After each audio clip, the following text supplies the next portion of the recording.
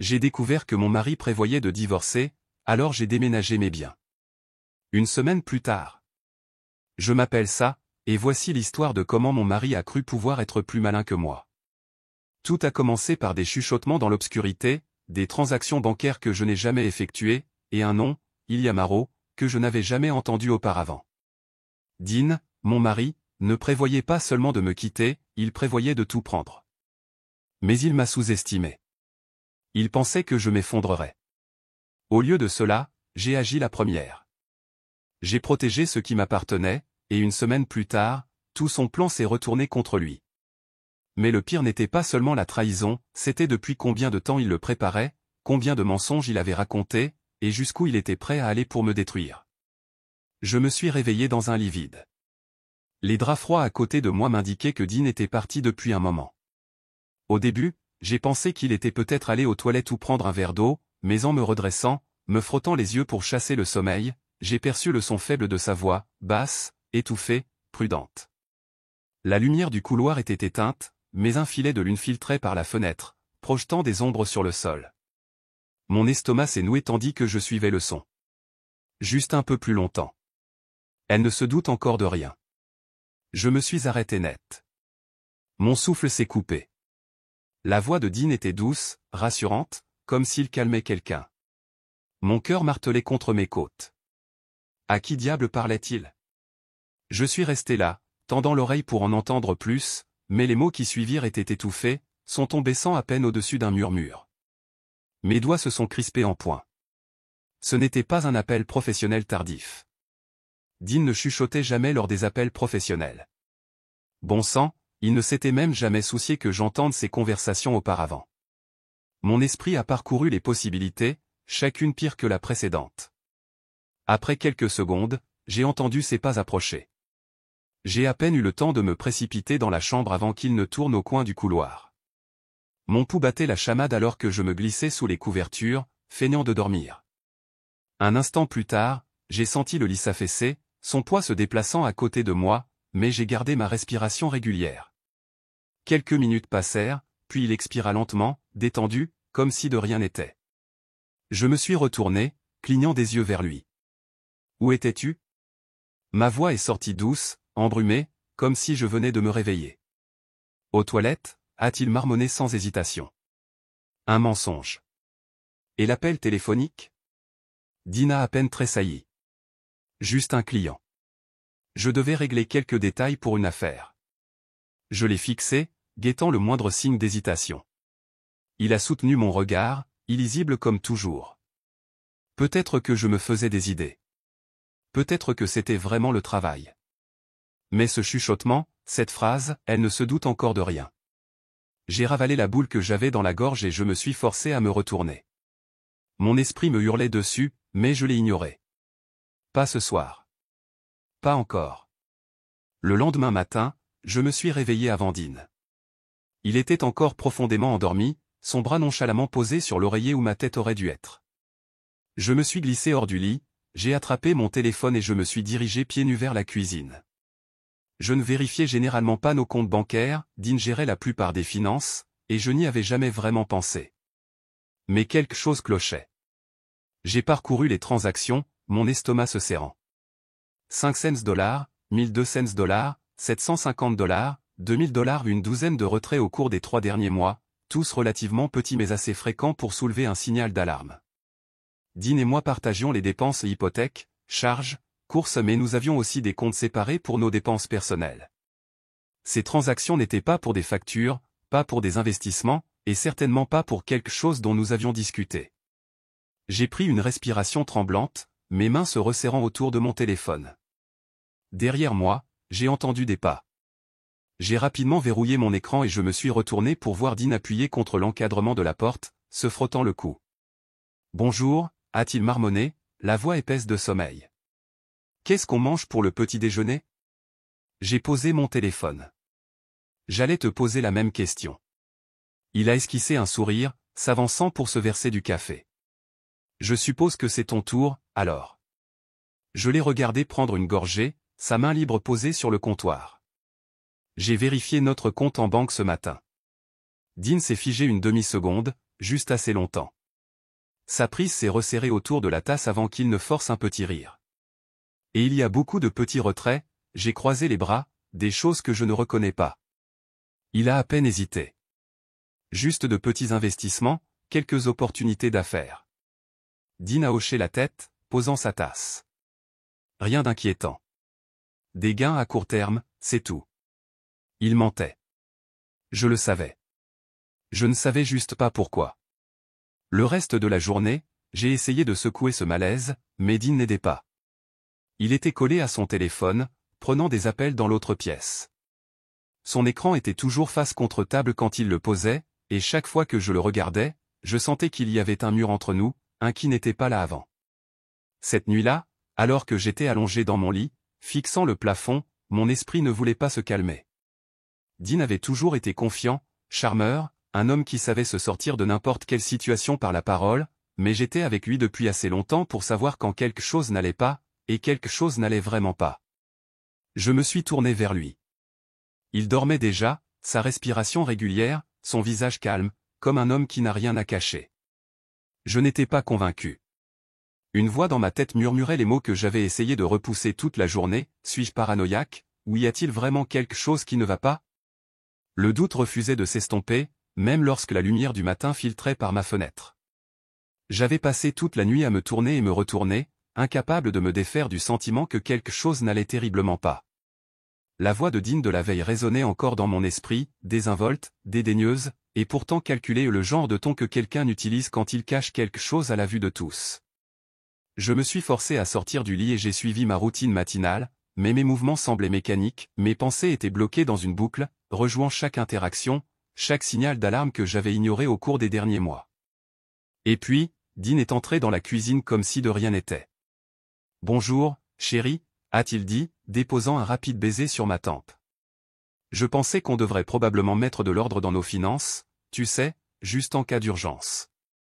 Je me suis figé, mes doigts se resserrant autour de ma tasse de café. Nos finances, ai-je répété, prudemment. Oui, a-t-il dit, s'appuyant contre le comptoir, sirotant son café comme si c'était juste une autre conversation normale. Genre, est-ce que tu as une liste complète de tes comptes, mots de passe, actifs, ce genre de choses? On devrait tout garder au même endroit. Je l'ai fixé, mon cœur battant à tout rompre dans mes oreilles. Dean ne s'était jamais intéressé à mes finances personnelles. Bien sûr, nous avions un compte joint pour les factures, mais nous avions toujours gardé nos épargnes personnelles séparées. C'était juste la façon dont nous avions toujours fait les choses. J'ai dégluti, forçant une expression neutre. Je veux dire, je suppose que je pourrais préparer quelque chose. Ses lèvres se sont courbées en un petit sourire, mais ses yeux ont vacillé, juste une seconde. Il a hoché la tête comme si ce n'était pas grave avant de changer complètement de sujet. Mais mon esprit était déjà en ébullition. Il ne s'agissait pas de nous. Il ne s'agissait pas de « juste en cas d'urgence ». Dean se préparait à quelque chose, et quoi que ce soit, il ne voulait pas que je le voie venir. Ce soir-là, Dean était inhabituellement détendu. Il riait devant la télévision, parcourait son téléphone comme si de rien n'était, et a même suggéré de commander à emporter. Il jouait parfaitement le rôle du mari attentionné, et c'est ce qui me donnait la chair de poule. Quelque chose avait changé en lui. Sa façon de marcher, sa façon de parler, tout était trop facile, trop bien répété. Puis, c'est arrivé. Dean s'est levé pour prendre une douche, laissant son téléphone sur la table basse. Il ne laissait jamais son téléphone sans surveillance. Jamais. Je l'ai fixé, mon pouce accélérant. L'écran était face contre table, comme il l'avait été pendant des semaines. Mais alors, comme si l'univers me lançait une bouée de sauvetage, une notification a illuminé l'écran, un message texte d'un nom que je ne reconnaissais pas. Ilya Marot. Je n'ai pas eu le temps de réfléchir. J'ai attrapé le téléphone, mes mains tremblant alors que j'inclinais l'écran juste assez pour lire l'aperçu du message. Assure-toi juste qu'elle reste dans l'ignorance. On y est presque. Mon souffle s'est coupé. Ma poitrine s'est serrée si vite que ça faisait mal. La pièce a soudain semblé plus petite, comme si les murs se refermaient sur moi. Qui diable était Ilya Marot? Et que voulait-il dire par « on y est presque » ? Mon doigt a survolé l'écran une demi-seconde, juste assez longtemps pour que les pensées les plus folles me traversent l'esprit. Était-ce une autre femme? Dean prévoyait-il de me quitter? Cachait-il de l'argent? J'ai entendu l'eau s'arrêter. La panique m'a traversé alors que je replaçais le téléphone exactement où il était et que je m'enfonçais dans le canapé, agrippant mes genoux pour empêcher mes mains de trembler. Une minute plus tard, Dean est revenu dans la pièce, s'essuyant les cheveux avec une serviette. Je me suis forcé à le regarder. Il était si calme, si à l'aise, complètement inconscient que je venais de voir quelque chose que je n'étais pas censé voir. « Tu as choisi pour le dîner ?» a-t-il demandé en s'ébouriffant les cheveux. J'ai dégluti difficilement. Pas encore. Il a attrapé son téléphone sans un second regard, le déverrouillant sans effort. Aucune hésitation, comme s'il n'y avait pas la moindre chose dont il fallait s'inquiéter. Mais je savais mieux maintenant. J'ai passé le reste de la soirée à essayer de rationaliser ce que j'avais vu. Peut-être que ce n'était pas ce que je pensais. Peut-être qu'il y a été un collègue, un partenaire d'affaires. Peut-être que, me garder dans l'ignorance, concernait quelque chose de complètement différent, quelque chose d'innocent. Mais au fond de moi, je savais mieux. Les pièces du puzzle s'assemblaient une par une, le secret, l'argent qui disparaissait, l'appel au milieu de la nuit, la façon dont il s'intéressait soudainement à mes finances. J'aurais dû le confronter sur le champ, mais si j'avais raison, si Dean cachait vraiment quelque chose d'aussi gros, alors j'avais besoin de preuves. De vraies preuves. Alors, au lieu de cela, je me suis tu. Je l'ai laissé m'embrasser pour me souhaiter bonne nuit, je l'ai laissé se glisser sous les couvertures comme si de rien n'était, puis je suis resté là, agrippant mon téléphone, murmurant dans le noir, « Qui diable est Ilya Marot ?» Le lendemain matin, la question me hantait encore, rongeant chacune de mes pensées. J'ai suivi ma routine matinale comme un fantôme, accomplissant les gestes, mais mon esprit était fixé sur une chose, Ilya Marot. Le nom persistait dans mon cerveau comme une énigme non résolue, une pièce qui ne s'emboîtait pas mais refusait d'être ignorée. Dean était assis en face de moi au petit déjeuner, parcourant son téléphone, parfaitement à l'aise. Je me demandais s'il avait la moindre idée que j'avais vu ce message. Si c'était le cas, c'était un sacré bon acteur. Mais alors, comme s'il sentait mes soupçons, il a levé les yeux et a souri. « Eh, chérie, tu peux signer quelque chose rapidement. » J'ai failli m'étouffer avec mon café. « Signer quoi ?» ai-je demandé, gardant ma voix légère. « Juste quelques mises à jour financières à des fins fiscales », a-t-il dit en faisant glisser un document sur la table. Son ton était désinvolte, mais ses doigts tambourinaient sur la table à un rythme inégal, un signe révélateur. J'ai pris les papiers, mon estomac se nouant alors que je parcourais la première page. Du jargon juridique remplissait le document, mais une chose est devenue douloureusement claire, il ne s'agissait pas d'impôt. J'ai tourné à la dernière page. Accord de transfert de propriété. Mon pouls battait dans mes oreilles. Mes actifs, mes économies, même l'appartement, tout serait transféré à son nom. Je me suis forcé à lever les yeux. Dean me regardait, un sourire prudent plaqué sur son visage.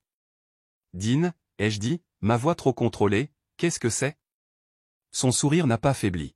« C'est juste une précaution, chérie. Une commodité juridique. Rien ne change entre nous. » Je l'ai fixé, ma prise se resserrant autour du papier. « Rien ne change ? Tu me demandes de te céder tout ce que je possède. »« Pas tout » a-t-il dit doucement, comme si cela rendait les choses meilleures. « Juste pour consolider les choses pour la protection. Tu sais, au cas où quelque chose arriverait. » Mes mains tremblaient légèrement, non pas de peur, mais de rage. Ce n'était plus de la paranoïa. Ce n'était pas moi qui interprétais mal les choses. C'était planifié, et il avait l'audace de s'asseoir en face de moi et d'agir comme si de rien n'était. J'ai reposé le document sur la table, lentement et délibérément. Puis j'ai croisé son regard. Je ne signerai pas ça. Son sourire a tressailli. Sa mâchoire s'est crispée une fraction de seconde avant qu'il ne laisse échapper un petit rire. Ça, ne sois pas si dramatique. Ce ne sont que des papiers. J'ai tenu bon. Alors pourquoi es-tu si pressé que je signe sans le lire? Son expression s'est durcie. Tu ne veux vraiment pas faire ça, ça. Il s'est légèrement penché en avant, sa voix basse et contrôlée, mais il y avait quelque chose en dessous, un avertissement, une menace. J'ai soutenu son regard, sans ciller. Est-ce une menace? Dean n'a pas répondu tout de suite. Au lieu de cela, il s'est adossé à sa chaise, les bras croisés, son expression se transformant en quelque chose de dangereusement illisible. Le sourire narquois qu'il portait quelques instants auparavant s'est estompé, remplacé par un calme troublant. « Je pense juste que tu rends les choses plus difficiles qu'elles ne devraient l'être, » a-t-il dit, sa voix trop douce, trop mesurée. J'ai ravalé ma colère, gardant mon expression neutre. Il pensait toujours être en contrôle, que je n'étais qu'un autre coup sur son échiquier soigneusement planifié. J'ai laissé le silence s'étirer, l'observant à la façon dont ses doigts tapotaient nonchalamment contre la table, le léger tic dans sa mâchoire quand je ne répondais pas. Il attendait que je réagisse, que je devienne émotive, que je panique, que je craque. Je ne lui donnerai pas cette satisfaction. Alors j'ai souri, juste assez pour le faire bouger inconfortablement. « Tu sais quoi, Dean ?» ai-je dit d'un ton léger en me levant et en rassemblant les papiers. « Tu as raison. J'ai besoin d'y réfléchir. » Ses yeux se sont légèrement plissés. Il ne s'attendait pas à ça. Mais je m'étais déjà détourné, marchant vers la cuisine et posant les documents proprement sur le comptoir. Je n'allais pas discuter. Pas maintenant. Pas encore. Parce que maintenant, c'était moi qui étais en contrôle. Cette nuit-là, Dean a agi comme si de rien n'était. Il se déplaçait dans notre maison comme si nous étions encore un couple heureux, se préparant un verre, regardant les nouvelles, parcourant son téléphone comme s'il ne venait pas d'essayer de m'escroquer pour que je lui cède tout ce que je possédais. Mais en le regardant, une prise de conscience s'est installée dans ma poitrine comme un poids. Il n'avait jamais été question de sauver notre mariage. Il n'essayait pas de réparer les choses. Il préparait sa sortie, et il voulait tout emporter avec lui en partant. Le lendemain matin, je l'ai trouvé dans le salon, sirotant son café comme s'il n'avait pas le moindre souci au monde. Mais quand je me suis assise en face de lui, il a immédiatement levé les yeux, sentant que quelque chose avait changé. « Il faut qu'on parle » a-t-il dit en posant sa tasse. J'ai incliné la tête. « Ah oui ?» Il a expiré comme si c'était difficile pour lui, comme s'il était celui qui luttait. « Je pense que nous devrions nous séparer. » Voilà. Il l'a dit comme un homme livrant un discours bien répété, chaque mot parfaitement mesuré. « Ça ne marche plus » a-t-il poursuivi, son ton égal. « Tu dois bien le voir. » Je l'ai fixé, immobile. Il ne demandait pas le divorce, il me disait que ça allait arriver. J'ai laissé passer un temps, puis un autre, avant de finalement parler. « Tu as planifié ça, n'est-ce pas ?» Une lueur de quelque chose a traversé son visage, disparu avant que je puisse la nommer. « C'est pour le mieux, ça. Nous nous sommes éloignés. » Éloignés. C'est ce qu'il choisissait de dire. Je me suis penché en avant, posant mes bras sur la table. « Tu veux dire que tu veux partir, mais tu veux t'assurer de ne pas partir les mains vides. » Ses lèvres se sont pressées en une fine ligne, mais il n'a pas nié. J'aurais pu crier. J'aurais pu jeter l'objet le plus proche à travers la pièce. Mais je ne l'ai pas fait. Parce que quelque chose avait changé en moi, une détermination d'acier qui n'était pas là avant. Alors je me suis adossé à ma chaise, inclinant légèrement la tête. Puis, aussi calmement que possible, j'ai dit les mots qui allaient tout changer. J'ai déjà déplacé mes actifs. Toute la posture de Dean s'est raidie. Son souffle s'est coupé, pas assez pour que quelqu'un d'autre le remarque, mais moi si. Que veux-tu dire ? Sa voix était trop vive, trop contrôlée. J'ai souri, lentement et délibérément. Exactement ce que ça veut dire. Sa mâchoire s'est crispée. Je l'ai vu alors, la seconde où il a réalisé qu'il avait perdu. Il avait passé des mois à orchestrer cela, à mettre en place chaque petit détail pour s'assurer de sortir vainqueur. Mais il m'avait sous-estimé, et il détestait ça. Un long silence s'est étiré entre nous. Puis, finalement, Dean a expiré brusquement et s'est levé. Il a attrapé son café, a pris une lente gorgée, puis s'est tourné vers moi avec un regard qui m'a glacé le sang. Son sourire est revenu, mais cette fois il était plus froid, calculé. « Tu vas le regretter, ça. » Elle n'était pas sûre si c'était une menace ou un bluff désespéré. Quoi qu'il en soit, elle était prête. Dean avait joué sa carte, et maintenant c'était à son tour. L'air du matin semblait plus lourd que d'habitude alors que je suivais ma routine. Le café avait un goût amer, et le silence de l'appartement m'oppressait. Je me suis dit que je ne laisserais pas ces paroles de la veille m'atteindre, mais alors on a frappé à la porte, des coups secs, mesurés, officiels. J'ai posé mon café et j'ai pris une profonde inspiration avant d'ouvrir. Un homme en blazer bleu marine se tenait de l'autre côté, tenant une épaisse enveloppe. Ça Keller? Oui. Il a tendu l'enveloppe, l'expression vide. On vous a signifié. Mes doigts se sont resserrés autour des documents alors que je le regardais s'éloigner. Le poids de l'enveloppe semblait plus lourd qu'il n'aurait dû. Je n'avais pas besoin de l'ouvrir pour savoir ce que c'était. Pourtant, je me suis forcé à m'asseoir à la table de la cuisine, expirant brusquement avant de glisser mon ongle sous le rabat et de sortir les papiers. Requête en dissolution de mariage. J'ai parcouru la page, mes yeux se posant sur les exigences financières. Dean ne partait pas seulement, il voulait la moitié de tout, l'appartement, la voiture, 50% de nos actifs communs, et parce qu'il en avait l'audace, une pension alimentaire pour conjoint. J'ai laissé échapper un rire amer, secouant la tête. Bien sûr. Il pensait pouvoir tout prendre. Il avait planifié cela depuis des mois, probablement plus longtemps. L'homme que j'avais épousé était froid, mais ça, c'était calculé. L'odeur de bois poli et de documents fraîchement imprimés emplissait l'air alors que j'étais assise en face de mon avocate. Elle feuilletait les papiers, réprimant à peine un sourire narquois en arrivant à la ventilation financière. Eh bien, dit-elle en tapotant ses ongles contre le bureau, il n'a rien. J'ai haussé un sourcil. Juste comme ça? Elle leva les yeux, amusée. Juste comme ça. Vous avez tout transféré dans une fiducie avant qu'il ne dépose sa demande. Cela signifie que, légalement, il n'y a aucun accès. Il peut se battre pour une pension alimentaire, mais compte tenu de votre historique de revenus par rapport au sien, ça n'arrivera pas. J'ai laissé échapper un lent soupir, mes épaules relâchant enfin la tension que je retenais depuis ce coup à ma porte. Pour la première fois depuis des semaines, je me sentais vraiment en contrôle. Dean avait passé tout ce temps à penser qu'il était celui qui orchestrait le jeu. Il m'avait sous-estimé. Ce soir-là, je venais de me verser un verre de vin quand la porte d'entrée s'est ouverte avec fracas. Je n'ai même pas tressailli. Dean se tenait là, la fureur émanant de lui par vagues. Sa cravate était desserrée, et sa mâchoire était si crispée que j'ai juré avoir entendu ses dents grincer. Tu te crois si maligne, n'est-ce pas? Sa voix était vive, venimeuse. J'ai pris une lente gorgée de mon vin, savourant la façon dont sa colère s'enroulait autour de lui comme une tempête. Je pense que je me protège enfin. Ses mains se sont crispées en poing à ses côtés. Tu as planifié ça.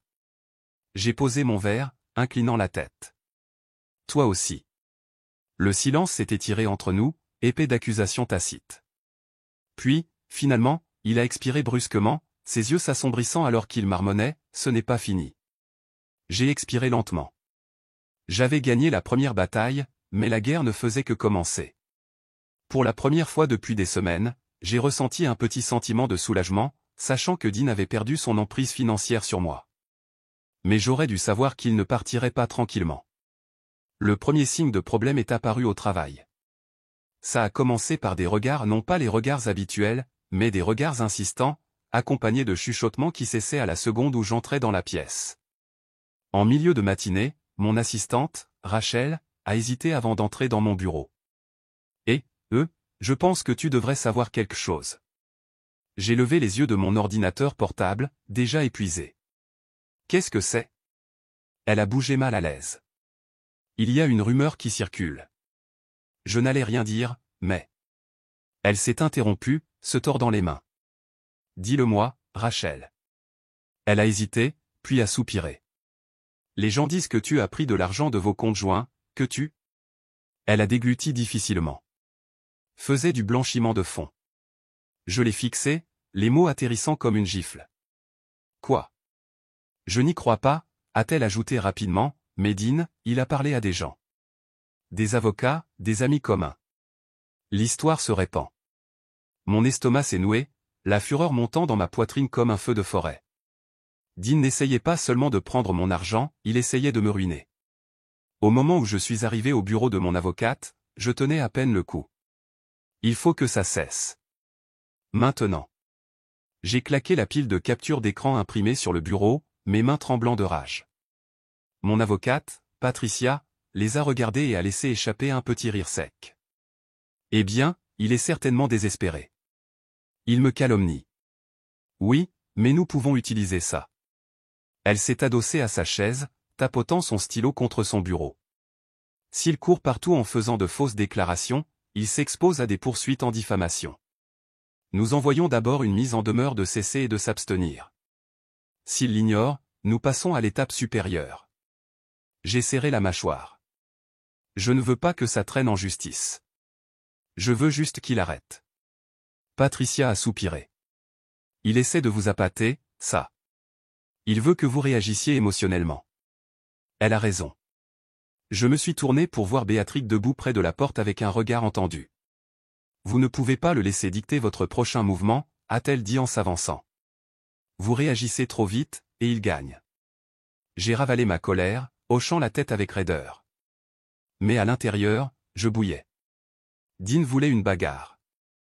Il allait en avoir une. Je l'ai trouvé à la rue, l'un des restaurants les plus exclusifs de la ville, riant autour d'un verre avec 2 collègues. La vue de lui assis là, complètement imperturbable, comme s'il n'avait pas passé les derniers jours à traîner mon nom dans la boue, a fait bouillir mon sang. Je n'ai pas fait de scène. Je n'ai pas crié.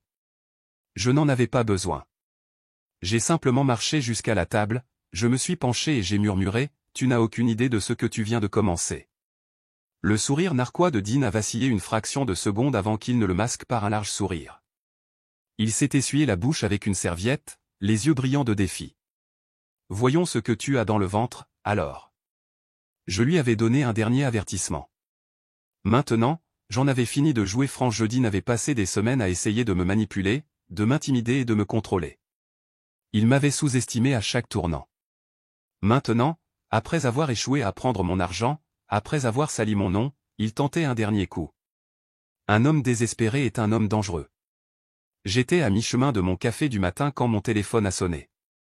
Patricia. J'ai répondu, sentant l'urgence avant même qu'elle ne parle. Vous devez venir, a dit mon avocate, sans préambule. Dean vient de déposer une requête pour un audit financier complet. Les mots ont provoqué une secousse brutale dans mon corps. J'ai posé ma tasse avec précaution, inspirant profondément. Pour quel motif?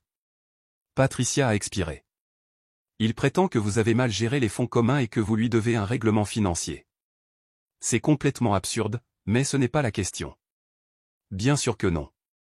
Il essaie de m'épuiser financièrement, ai-je marmonné. Frais de justice, temps, stress. Il sait qu'il ne peut pas gagner, alors il veut m'user. Exactement.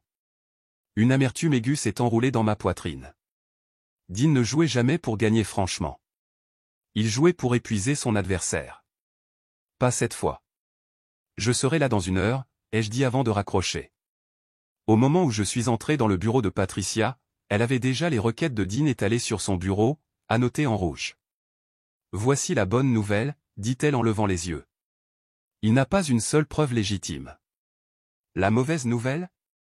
Cela pourrait encore traîner pendant des semaines, peut-être des mois, si le tribunal donne suite à ses tactiques. J'ai serré les poings. Quel est notre prochain mouvement? Nous déposons une contre-requête et demandons un rejet immédiat, a-t-elle dit. Nous demandons également qu'il paie tous les frais de justice si le tribunal estime qu'il s'agit d'une tactique dilatoire. J'ai esquissé un sourire. Faisons-le. 2 semaines plus tard, je me suis retrouvé assise en face de Dean dans une salle d'audience. Il était bien habillé, sa cravate un peu trop serrée, son sourire narquois à peine dissimulé. Il pensait que c'était son moment. Son avocat s'est levé le premier. Votre honneur, mon client a des raisons de croire que Madame Keller a déplacé de manière inappropriée des actifs pour éviter un règlement de divorce équitable. Nous demandons un audit jury comptable complet de tous les transferts financiers effectués au cours des 6 derniers mois. Je n'ai pas réagi. Je n'ai pas scié. Patricia, calme comme toujours, a ajusté ses lunettes et s'est levée. Votre honneur, tous les mouvements financiers de ma cliente ont été effectués avant même que M. Keller ne demande le divorce. Il n'y a aucune preuve de mauvaise gestion ou de fraude. Elle a fait glisser un épais classeur en avant. De plus, nous demandons que cette requête soit rejetée avec préjudice et que M. Keller soit tenu de couvrir tous les frais de justice, car il s'agit d'une tentative évidente de harcèlement financier. Le juge a pris son temps pour examiner les documents, son expression illisible. La salle était tendue, silencieuse. Dean me regardait, attendant que je me tortille. Je ne lui ai pas donné cette satisfaction. Finalement, le juge a levé les yeux. Le tribunal ne trouve aucun motif pour un audit financier complet. La requête est rejetée. De plus, en raison du manque de preuves, M. Keller sera responsable de tous les frais de justice associés à cette plainte. Un coup sec du marteau. Juste comme ça, Dean avait encore perdu. À l'extérieur de la salle d'audience, Dean est passé devant moi sans un mot. Mais en passant, il a marmonné, juste assez fort pour que je l'entende, « Tu penses que c'est fini ? Attends un peu. » J'avais gagné cette manche, mais je savais que Dean avait encore un dernier coup à jouer. Les hommes comme lui ne partent pas tranquillement. Ils n'acceptent pas la défaite. Ils se regroupent, réévaluent leur stratégie et reviennent avec quelque chose d'encore pire. Et Dean, il avait comploté cela depuis trop longtemps pour que ça se termine ici. Je n'ai pas eu à attendre longtemps pour découvrir quel était son dernier coup. L'appel est arrivé le lendemain matin. Ça, nous avons un problème, a dit Patricia. J'ai serré le téléphone plus fort. Quoi encore ? Il y a eu une pause, puis le bruit de papier qu'on feuillette. Dean et Ilya ont déposé une plainte formelle.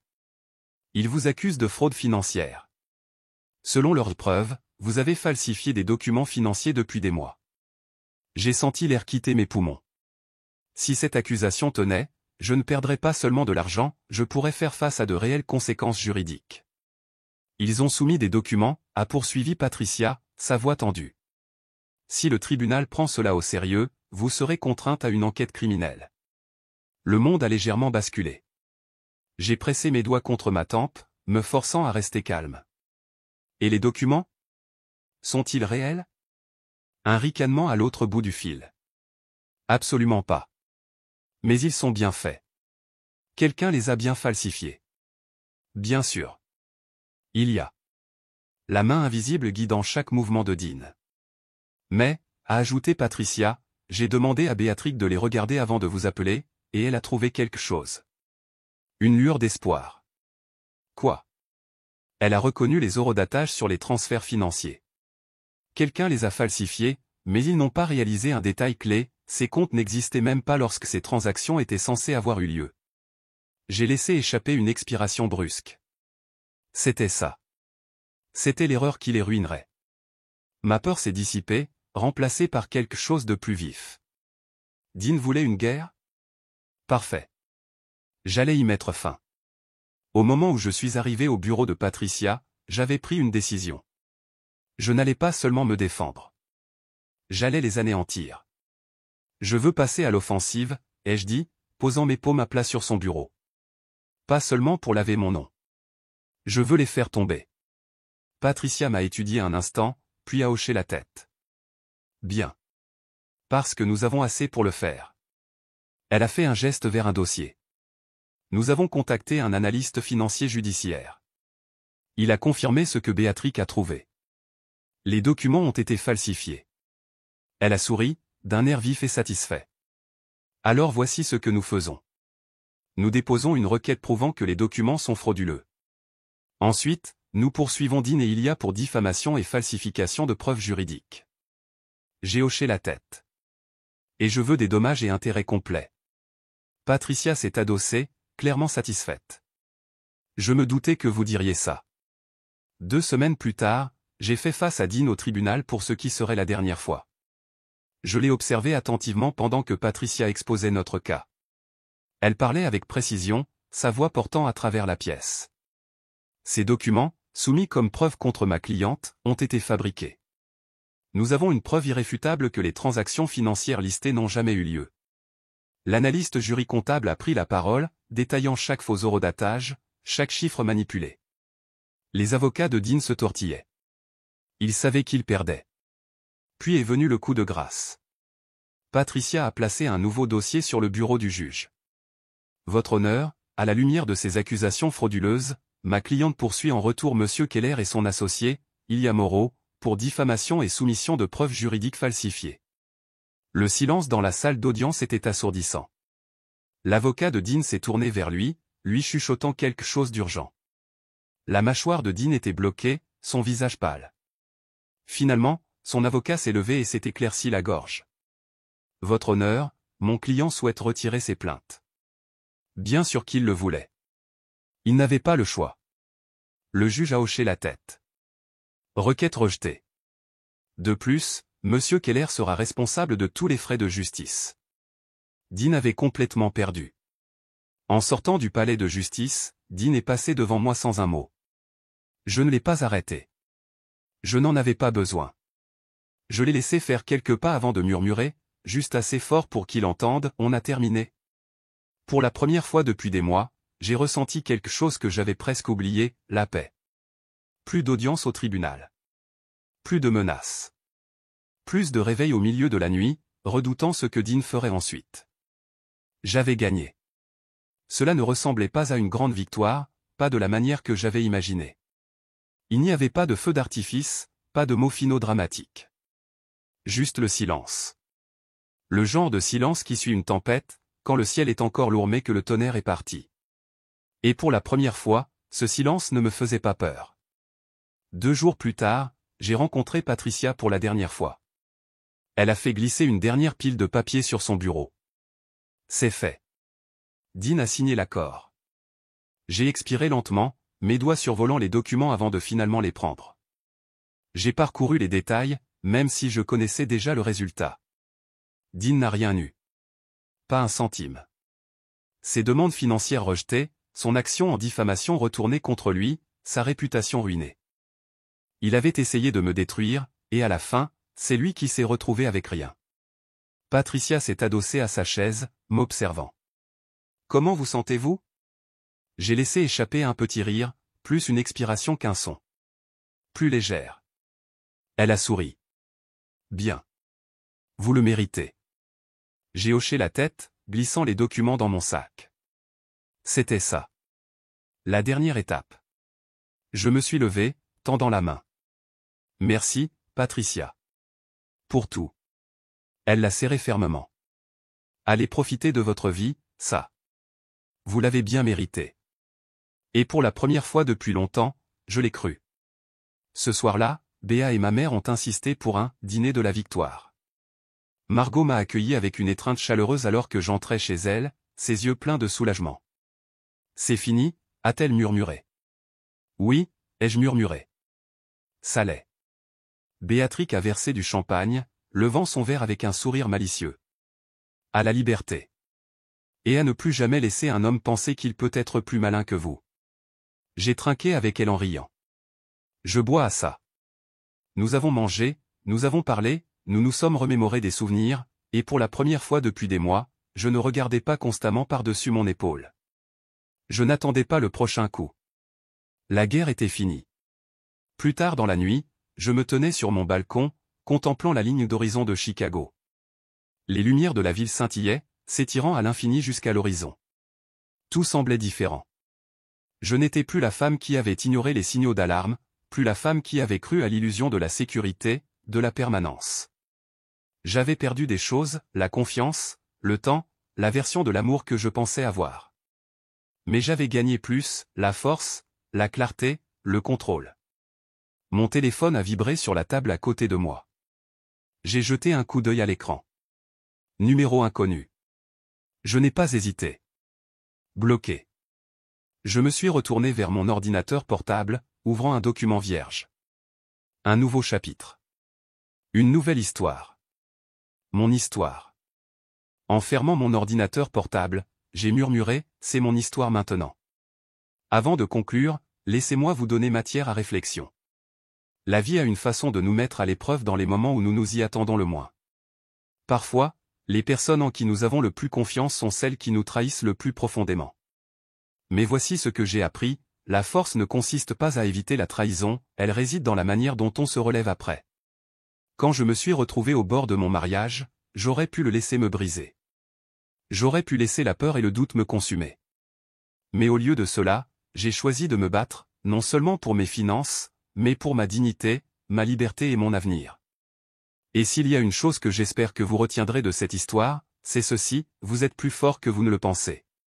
Si vous avez déjà été pris au dépourvu par une trahison, si vous avez déjà eu l'impression que tout s'effondrait sous vos pieds, sachez ceci, vous n'êtes pas seul. La vie peut vous jeter ses pires épreuves, mais c'est dans ces moments que vous découvrez qui vous êtes vraiment. Et parfois, s'éloigner de ce qui ne vous sert plus est la plus grande victoire de toutes. Maintenant, je veux vous entendre. Avez-vous déjà été confronté à une situation où vous avez dû vous battre pour vous-même, même lorsque les chances étaient contre vous? Partagez vos réflexions dans les commentaires. Je les lis absolument tous. Et si cette histoire a résonné en vous, laissez un minute dans les commentaires ou dites-moi d'où vous regardez. Et bien sûr, si vous voulez entendre d'autres histoires comme celle-ci, assurez-vous de vous abonner à la chaîne et d'activer la cloche de notification. Il y a tellement plus à venir. Jusqu'à la prochaine fois, restez fort, restez intelligent, et ne laissez jamais personne vous enlever votre pouvoir.